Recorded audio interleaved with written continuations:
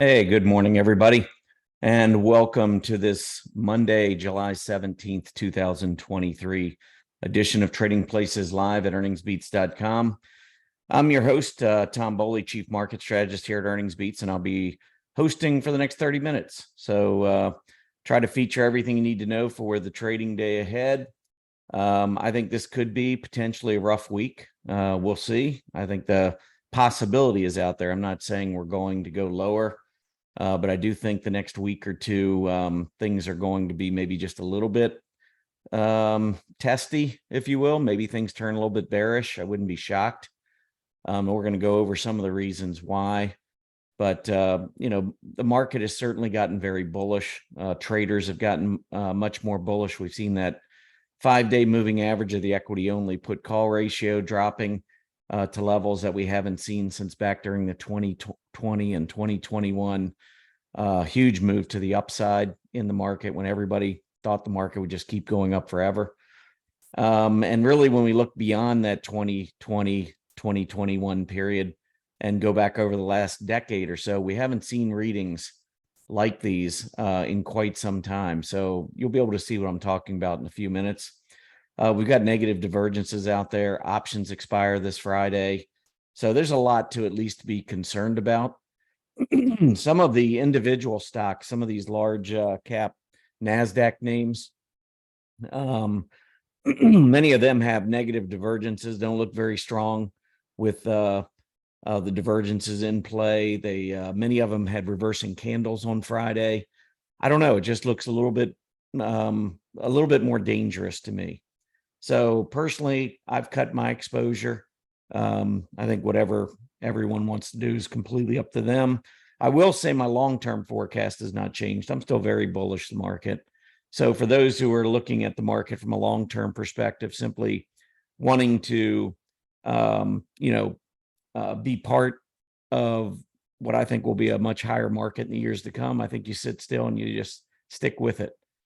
But for those who like to trade, I do think that this is going to be an interesting next couple of weeks. I wouldn't be surprised if we see a little bit of downside action. And also just keep in mind, I've done studies of the S&P 500 for really the last 72, 73 years.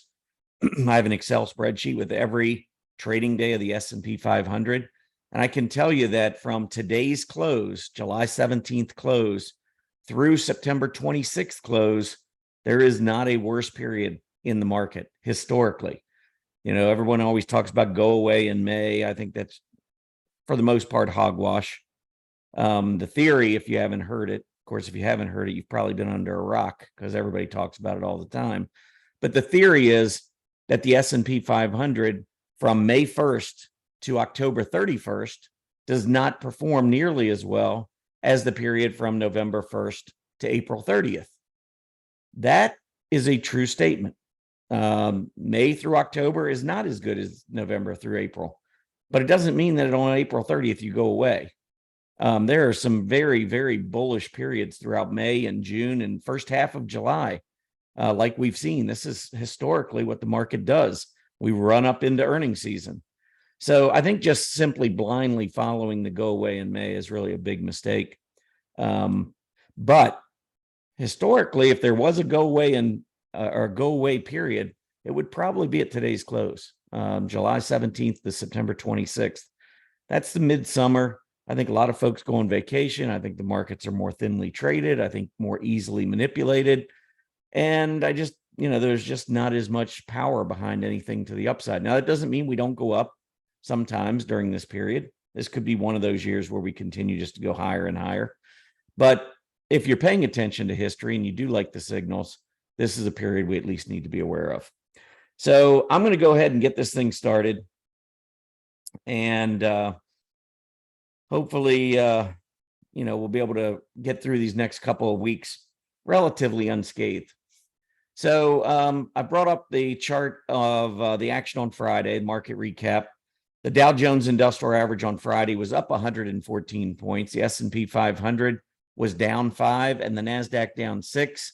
Mid caps down 25, small caps down 11. On a percentage basis, no doubt mid caps and small caps took the brunt of the selling, but we did see significant reversals, even in the S&P 500 and the NASDAQ.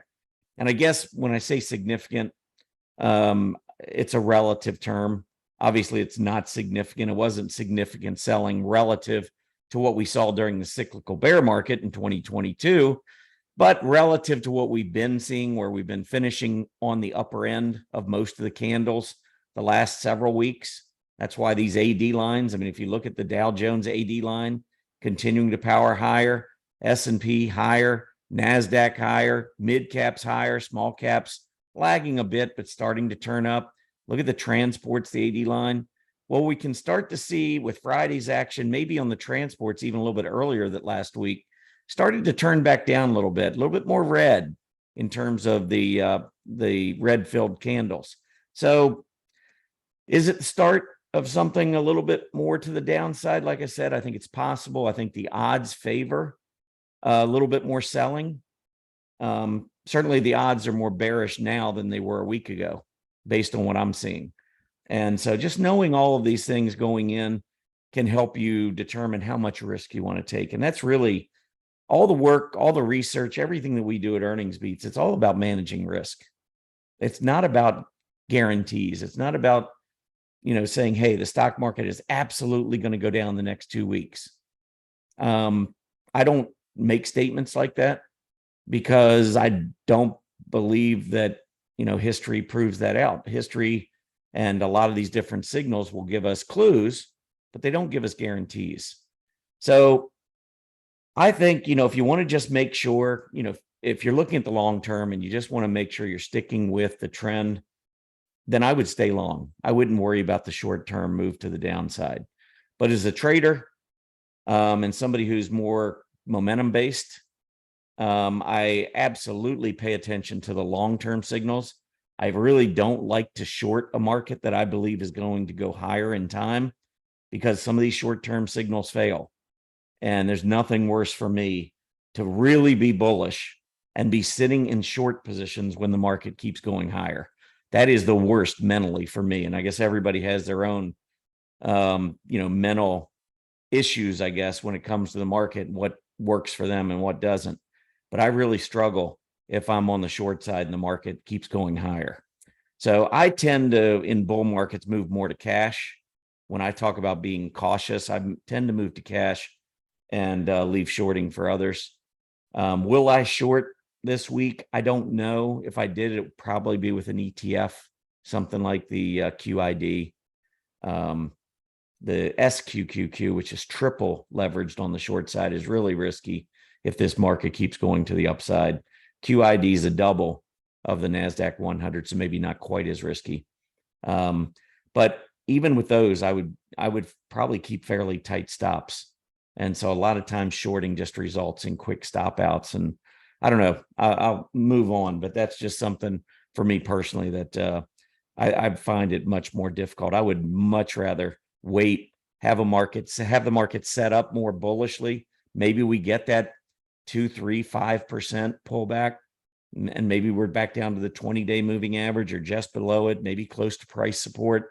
And at that point, that's when I would consider getting more aggressive on the long side. Moving on to the sectors from last week, we had healthcare up 1.5%. Staples were up 1/3 of 1%. Those were your two winners. They're both defensive groups.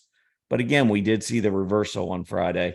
To the downside, just about as fast as energy took off, it came crashing back down on Friday, down 2.6%. Right now, let me see if I can give you the futures. Dow futures down 74. S&P 500 futures down 4. NASDAQ futures are up 14 this morning. Crude oil prices down $1. So that's a little bit more than 1%, back down below $75 per barrel. 10-year Treasury yield down about 1 basis point from 382 to 381. That's where we're sitting right now. So not really much in terms of the futures. And honestly, we haven't seen like big gap downs in quite a while. And when you move from a highly volatile market where you see the volatility index or the VIX in the 20s or 30s, that's when you really don't know what you're going to wake up to. When you start moving down into the 16, 15, 14, 13, 12, into that area on the VIX, normally you're getting a much more complacent market where good news is great news and bad news, that's okay. And so we get muted responses to bad news. And we don't see those big gap downs. And that's been a part of our trading pattern now for the last few months, really working our way away from many of those big gap downs. So I think if we start to sell off, we might see a little bit of that. We could see the VIX pick back up again. I'm not sure where we finished. In fact, I'll pull it up right now. Probably in the 13s or 14s last week. Yeah, 13 back down near the low, getting close to a double bottom. I mean, a move to 16, 17 on the VIX, that wouldn't be anything that would shock me at all, especially if we get some selling in the near term in the market. I think things really picked up and we started getting spooked a little bit. I think there's an outside chance the VIX goes to 20. But if we got to 20, I would be really bullish the market, because I don't expect any selling to be extended based on everything I see at this point. And I'm not just talking about the technicals on the charts. I'm talking about my underlying signals, many of the rotational signals that I like to use, my sustainability ratios. I mean, there is very little pointing to a major top. So I think, again, could we have a little, struggle here in the short term? Sure, but I don't think it lasts. All right, let's keep moving on. 10-year Treasury yield, you can see, finished at 382 on Friday. Right now, we're at 381.3. So we're down almost 1 basis point back to that 381 level. When we hit the 410, I talked about this cluster or island cluster reversal right at the key resistance of 4.10%. So that gap down that we saw about a week ago, leaving those 3 candles on an island, that was a sign that we were probably going to head lower. And I say probably because technical analysis is all about odds. These candlestick patterns are about odds, they're not about guarantees. But in this case, we did get the gap down and we did get the follow through that I was expecting. I said at the time we could go back down to as low as about 370. And I don't know that it would really change that much. And here we are, down into the 370s. Of course, today, right now, 381. But last week, I think we got down to about 376, 377. So we'll see where we go. I think downside, if you look at the recent lows in June, right at about that 370 level, the 50-day moving average right now, 372. So I think 370, 372 kind of makes sense as support. 410 is still at that key resistance level on the 10-year Treasury yield. Moving on to talking technically, the S&P 500 clearly moving up, but we did see for the second time in 3 days, you can see how we've come down and closed at or near the low of the day. So we're starting to see a little bit more wear and tear in this advance. It's not the big hollow candles where we're finishing on the highs every day. We're starting to see a little afternoon selling. And if you go back really over the past 2 weeks, it's been kind of a mixture. We've had maybe 3 really solid bullish days where we finished near the highs. And then other days, we've kind of not done that and finished either middle of the day, middle of the range or toward the lower end of the range. So I just feel like just looking at the price action, knowing nothing else, it just seems like things are getting a little bit extended. And then what bothers me more is that you can see clearly we have higher highs. What do we have on the PPO? Clearly lower lows. Higher high in price, lower low in PPO. That is a negative divergence. And while it can mark a significant top, I mean, we're not seeing this on a weekly chart. Let me show you the weekly chart because this is important. We broke out of this downtrend back at the beginning of the year, went back down, tested support, and since then we've come back up through the 20, through the 50, and on the weekly chart, big picture, look at that momentum. It's continuing to pick up steam. There is no negative divergence from a longer term perspective. So as you wind back from long term to more intermediate term and then to short term, we go to that daily chart, and yes, we have a negative divergence, which could mean could lead to a little bit more sideways consolidation. If you look at the attempted breakout back at early May, late April, early May, we had higher prices, slightly negative divergence, or slightly lower PPO, which is a negative divergence. And you can see what we did. We didn't really sell off. We just kind of went sideways, made one more breakout, one more pullback near the 50-day. The PPO was near the center line, and then we took off again. And that's kind of what I'm looking for here. We've had a nice 6-week move to the upside. I think, pre-earnings run up has been in full force. Where do we go from here? My guess is maybe sideways to lower. And that lines up with what we know historically about the summertime as well. So it's just something to keep in mind. I would not be as aggressive trading on the long side, even if it keeps going up. And again, I am bullish for the long term. I think this market, if we do pull back, it's going to be temporary. And then I think we go much, much higher. I think by the fourth quarter, we're going to be at all-time highs. I think we'll be back over 4,800, 4,900, possibly challenging 5,000 this year. If not, I think we go above 5,000 in the first quarter of next year. So I don't want anyone to come back and say, well, Tom, you were so bearish, back in mid-July. No, I am not. I am short-term cautious. Big, big difference than being bearish. I was bearish. Well, let me rephrase that. I was cautious going into 2022. And then when we started getting breakdowns, I turned bearish. That was the difference. Here, we're cautious. I don't expect any breakdowns. Back then, I thought it was very possible that it could morph into a bear market because of some very significant long-term signals. Right now, I'm not seeing any of that. Short-term signals, yes, many of them are cautious or bearish. Long-term, we're good. I just want to be clear on that.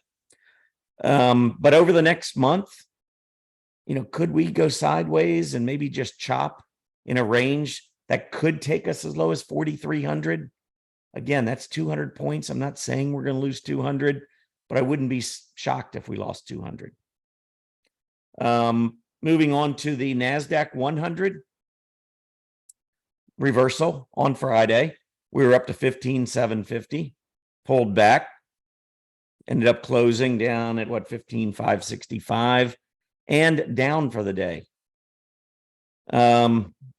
It's not exactly a shooting star candle. It's obviously not a bearish engulfing candle. It's not even a dark cloud cover candle, which is where you come down halfway to a bearish engulfing candle, if you will. You open above the prior day's close, and then you come down and you close in the lower half of the prior day's candle body. That's a dark cloud cover. We didn't get that. We didn't get the bearish engulfing candle, which completely engulfs the prior day's candle.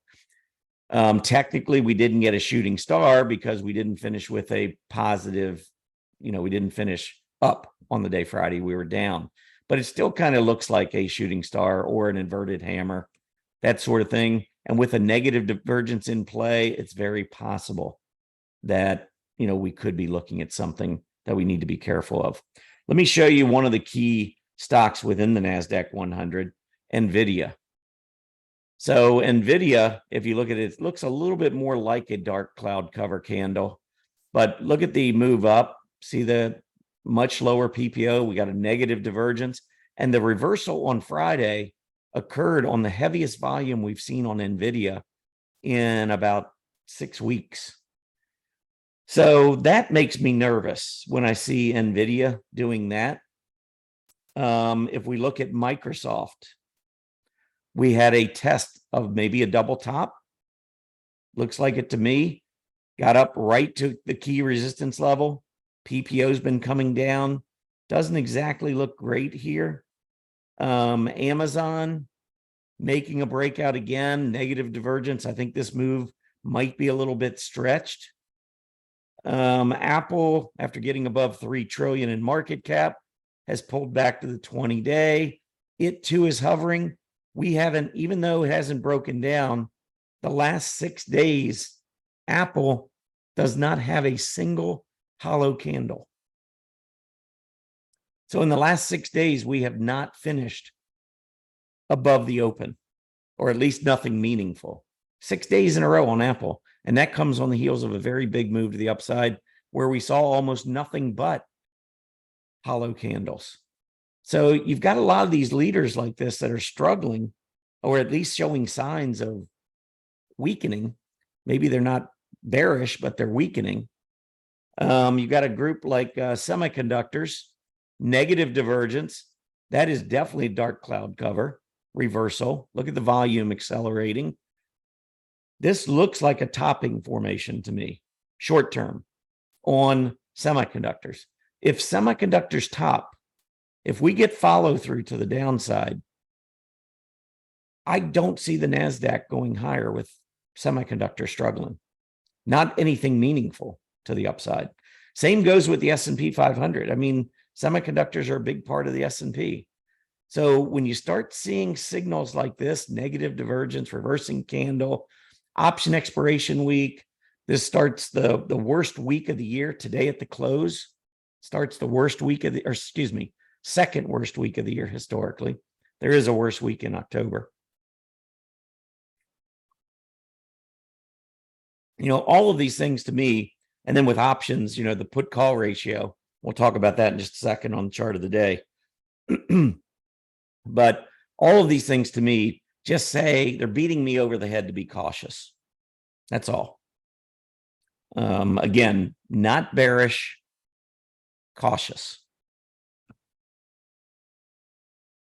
IWM, this is the small caps, a little bit of reversal here after 1, 2, 3, 4, 5 days of higher highs and higher lows. Friday, lower high, lower low.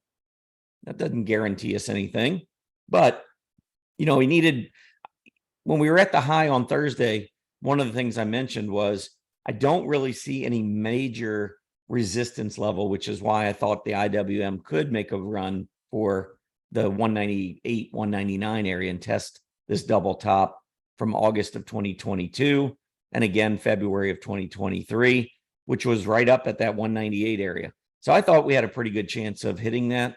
After Friday and the reversal, I have my doubts. You know, in any of these negative divergences that I'm talking about, they would be negated if price breaks to a new high, because at that point, the negative divergence might still be there, but we don't know how far price is going to go in the uptrend, and it could eliminate that negative divergence. Right now, I'm seeing signs that maybe we've topped, but if we break back out to a new high on any of these charts I've just shown you, NASDAQ, S&P 500, semiconductors, small caps, if we break back out to new recent highs, then we have to evaluate the possibility that we are not done moving to the upside. Transports also all of a sudden 3 days in a row finishing below the open.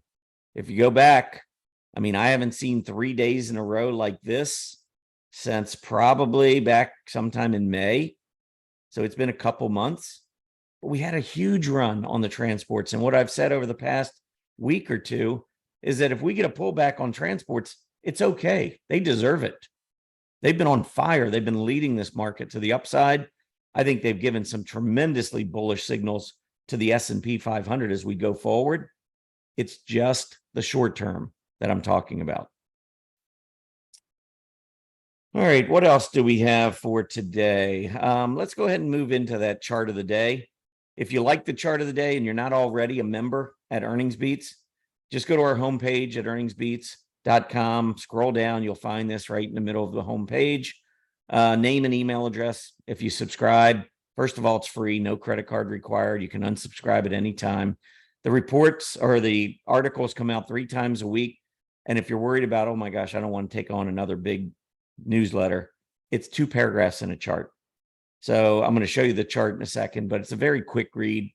And it's, you know, I try to make it educational. I think today's is a perfect example of the education we try to provide. We try to give back to the community. Again, this is a free newsletter. We do a lot of free stuff at Earnings Beats. These shows are free. You know, I write it, stock charts. Those blog articles are free. The EB Digest that we do, it's free. So we do give out a lot of free information. But, you know, if you want to get the best information, we have all of our research and the timing of our market calls, then you need to be a paid member. And you can do that from our homepage right here. Start your no-cost trial. Hit that green button. By the way, we have a lot of members-only webinars coming up. So this would be a great time to think about a 30-day free trial. I'm just saying, we're going to be redoing our model ETF portfolio. Our model ETF portfolio has been crushing the S&P 500 for probably the last 18 months or so. This quarter, I think if we look at the historical performance, you'll see down here, we have beaten the S&P 500 this quarter. We're at 12.23%. The S&P is at 8.56%. That's 3.7 percentage points we've outperformed this quarter. We were, at one point, we fell probably about 9 or 10 percentage points behind the S&P 500 back during one of those periods where we were into growth stocks for a quarter and the inflation scare hit and many of those growth stocks got hit. We battled all the way back. And now, since inception, our model ETF is outperforming the S&P 500. And that's been since October of 2020. Think about how volatile things have been since 2020, and taking, diversified ETFs and putting a portfolio of them together and beating the S&P 500. And we've been crushing it for the last 5 or 6 quarters. Anyway, we'll be having our draft talking about which ETFs we're going to put in this portfolio for the next 90 days. You definitely want to be in for that. That's just one of the many events that we're going to have coming up that are going to be member only. All right, chart of the day. So here is the equity only put call ratio. And this is a long-term chart. So we're going back, well, when I say long-term, it's a decade. It's through much of the secular bull market advance that we've been in. And the way I define that is I believe the secular bull market started not in 2009 when the bottom hit, because we didn't know it was a bottom at the time. When a bull market starts, or when a breakout, think about a stock. Do you go back and look at a stock and say, it broke out when it bottomed? No, you wait until it takes out the prior highs.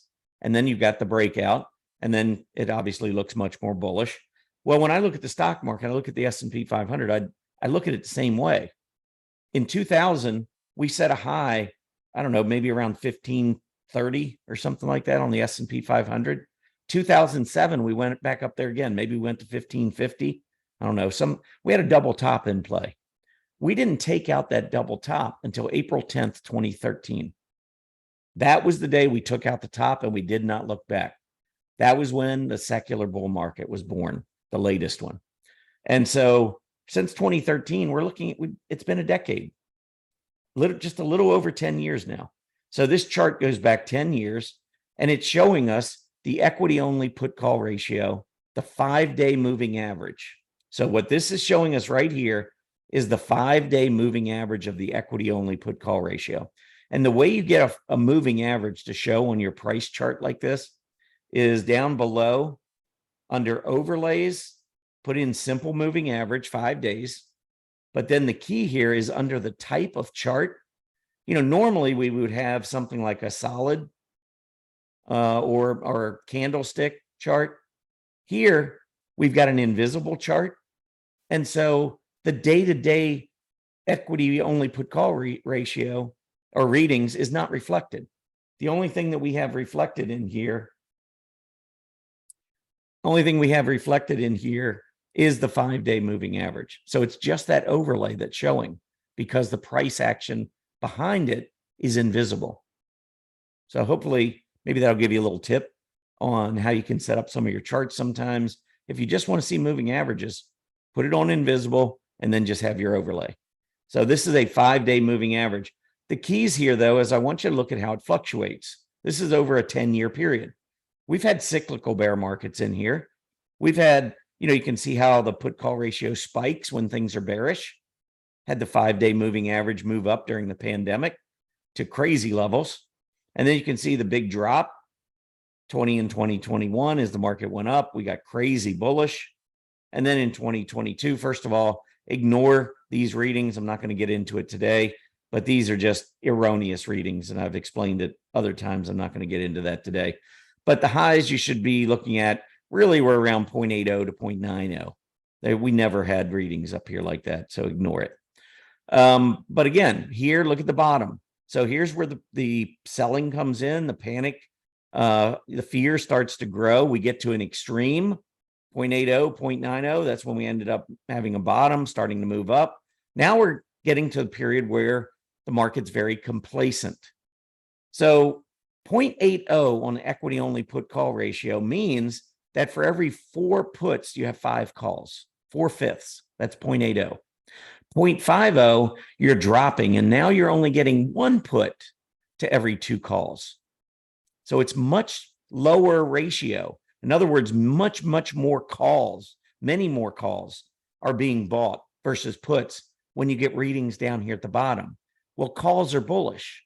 So retail traders are really starting to go after the market. Well, the market's already made a big move. And this is when you talk about, the herd mentality on Wall Street, this is a perfect illustration. When the move began back in 2022, the retail traders were all bearish. Everybody was buying puts. And as the market rebounded, people were remaining bearish. Oh, it's a bear market rally. It's a bear market rally. I said back then it was not a bear market rally. This is a secular bull market advance. And I think it's becoming clearer and clearer to more and more people now as we keep going higher. But as we've kept going higher, you can see that folks are getting more and more bullish on equities, more and more retail traders, folks that are just reacting to what's going on in the market. These are the folks now that are starting to pour into calls after we've made a huge move, after the market's become so overbought. This, if you look back, when you start getting readings in here, notice we were in a secular bull market. So this, when you get these readings down here, you're not looking for the next crash. You're simply looking for a possible short-term top. And so as a momentum trader, that's important. As a buy and hold, or somebody that's holding, not worried about it because they're not going to retire for 10 or 15, 20 years, this is a blip on the radar. This is nothing to worry about, in my opinion. But if you go back, and these red dotted vertical lines that I'm showing on the chart here all coincide with readings that we had back at about 0.50 or below. And in a secular bull market advance, these are pretty low readings. I mean, we went through 6-7 years where we only had 2 readings below 0.5. We're at 0.48 right now. So we've moved into a territory that during secular bull markets, we generally don't see. This means, in my opinion, that in the short term, a lot of money's gone in the market. We're very overbought, and throw in the fact that we're going into historically bearish period. It's option expiration week.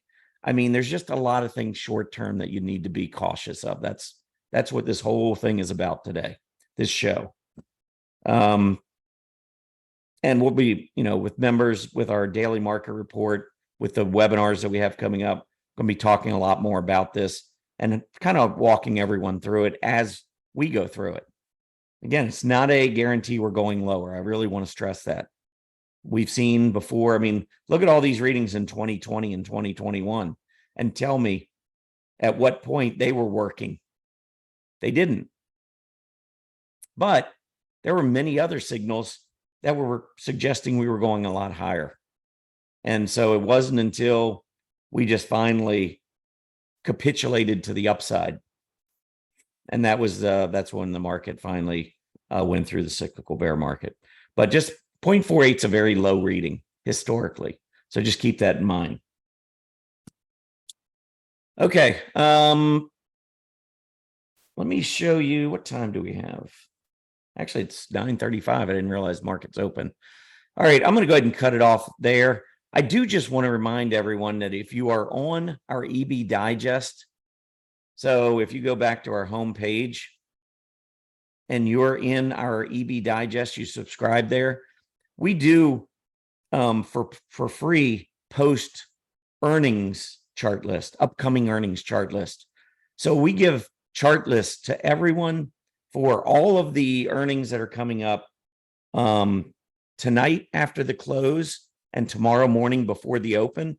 They all go on one chart list. Tomorrow after the close and then Wednesday in the morning pre-market, they all go on their own chart list. And what you can do is when the market opens, and I'll be demonstrating this more on the show as we move throughout earnings season. But what you can do is at the very opening of the market, you can pull up your chart list and see the impact of all companies that have been that have reported either the night before or that morning, which I think is pretty cool. But I'll talk more about that later. Tonight, by the way, we do have a free event. It's our Q2 earnings sneak preview. I'll talk about some earnings that have come out that have been very strong. I think you need to keep an eye on, maybe put on your watch list. And I'll also talk about earnings that are coming up, which ones I think are going to have blowout numbers, which ones I think you need to be really cautious about the way they've been trading. All of that's going to start at 4:30 later today. And in order to get room instructions, you need to be on the Earnings Beats Digest. Another benefit of signing up for this free newsletter is that you can attend all of our free public events. So make sure you sign up, get signed up today, and hopefully see you at 4:30 today. Last thing I'm going to do, let's take a look at the overall market, see what's going on. Right now, we got the Dow down 60, the NASDAQ up 63, S&P up 3, small caps, mid caps both down. Got the VIX going up with the S&P going up. Maybe the market gets a little bit more nervous later in the week. Tesla, you can see off to a good start on the S&P. Anything on the downside? Ford, AT&T, GM, looks like the other autos. And I saw Kramer talking about how he really likes Ford and GM. I saw some clip. And I'm just looking at the charts thinking, why? Why would you like Ford and GM when you got Tesla, which is crushing the autos? But anyway, neither here nor there. Looks like some of the travel stocks, maybe Las Vegas Sands, Wynn, or gambling, not travel, but gambling. I think they're kind of related. But those are taking a little hit as well this morning.